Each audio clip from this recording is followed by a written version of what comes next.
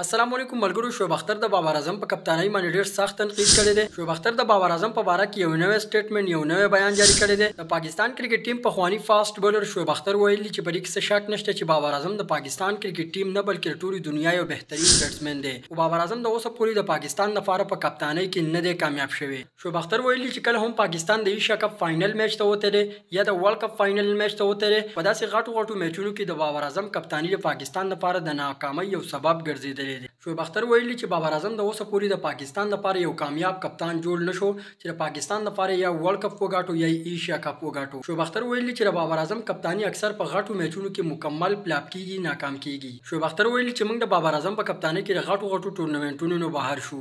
شعیب اختر ویلي چې په کال 2021 کې چې کوم د موږ سیمی فائنل میچ وبېلو د ورلد کپ. شعیب اختر ویلي چې بیا موږ د بابر اعظم په کپتانی کې په کال 2022 کې د سریلانکا نه د ایشیا کپ فائنل میچ وبېلو او بیا په کال 2022 کې د بابر اعظم په کپتانی کې آی سی سی ټي20 ورلد کپ فائنل میچ د انګلند نه وبېلو او په دې کال 2023 کې موږ د سریلانکا نه د ایشیا کپ سیمی فائنل میچ وبېلو د بابر اعظم په کپتانی کې. شعیب اختر ویلي چې د بابر اعظم کپتانی په ډیر مهم میچونو کې ناکام شوی ده، فلاپ شوی ده. شعیب اختر په خپل جاری ویډیو پیغام کې ویلي چې اوس پکار ده چې بابر اعظم د کپتانی نه لري کړی شي او د بابر اعظم په ځای باندې محمد رضوان کپتان جوړ کړی شي.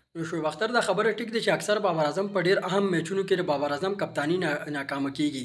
او که بابر اعظم د ترقۍ په حواله سره خبرو کو نو بابر اعظم چې کوم د پاکستان ټیم ته ډیره ترقی ورکړې ده.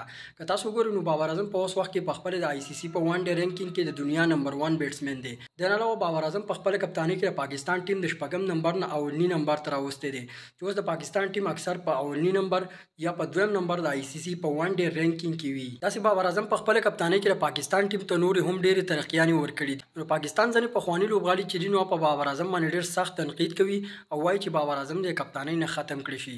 نو تاسو سره څه نظر لرئ چې بابر اعظم د کپتانی نه ختمول پکار دي او کنه؟ خپل رائے خپل کمنټس را سره ضروری شیر کړئ.